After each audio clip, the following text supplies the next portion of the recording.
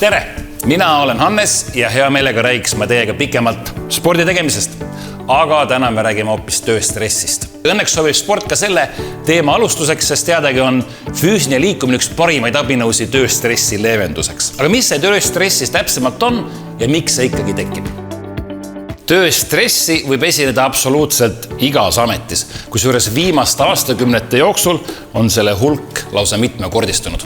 Tööstress ilmneb, kui ei suudeta toime tulla töökeskkonna esitatud nõudmistega, töötajal on vähene kontroll oma töötamise üle, vähene tugi, hirmud ja eelarvamused, millega ei osata teadlikult tegeleda. Stress pole alati halb. Väike kogu stressi aitab meil püsida energilisena ja fokusseerituna, vältida vigu ja olla valvas õnnetuste ärahoidmisel. Kui stressi tase ületab aga sinu võime sellega toime tulla, hakkab see kahjustama sinu keha, vaimu ja tööga rahulolu.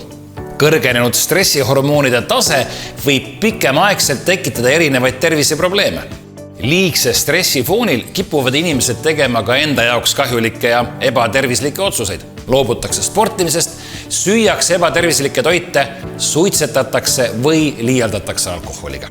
Isu pitsatüki järele pole muidugi veel tööstressi sümptomiks, aga millised tegurid tööstressi siis põhjustada võivad? Töökoormuse mõõtmiseks veel sobivat riista leiutatud pole. Aga kas tunnete pidevalt, et tarvis on teha üha rohkem ja kiiremini? Liigne töökoormus ongi üks enam levinud stressi põhjustajaid. Inimeste tundlikkus on erinev, kuid kaootiline ja pingeline töökeskkond mõjub ilmselgelt stressi tekitavalt. Lisame sinna juurde veel halva füüsilise töökeskkonna, kiuslikud kolleegid ja nii-öelda lavastressi jaoks ongi valmis. Kas tead täpselt, mida sinult tööl oodatakse, mille eest vastutad? Või on ootused segased ja ülesanded üle jõu käivad? Hea sõna võidab võõra väe ja muu hulgas hoiab eemale ka tööstressi. Kas teie saate asjakohast tagasisidet või kuulete üksnes kriitikat? Juhina mõelge, kas jagate piisavat tunnustust, aga ärge unustage, ka teie ise vajate seda.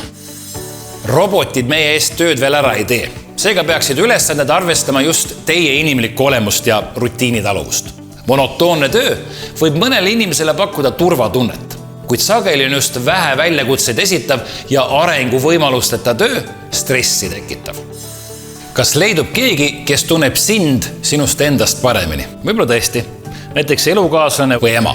Aga nemad juhtuvad harva sinu tööellu sekkuma. Seega töökeskkond, kus sul on vähene kontroll oma tööga seotud otsuste üle, võib suure tõenäosusega tööstressi põhjustada. Vähe on inimesi, kes käivad tööl vaid enese teostuseks.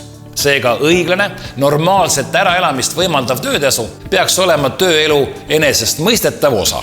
Kui see aga nii ei ole, või pead pidevalt muretsema töö kaotamise pärast, on selge, et tööstress ei pruugi enam kaugel olla. Nagu näha, võib kaasaegne töökeskkond olla vägagi stressi tekitav. Kuidas sellega toime tulla? Sellest räägime järgmises loengus.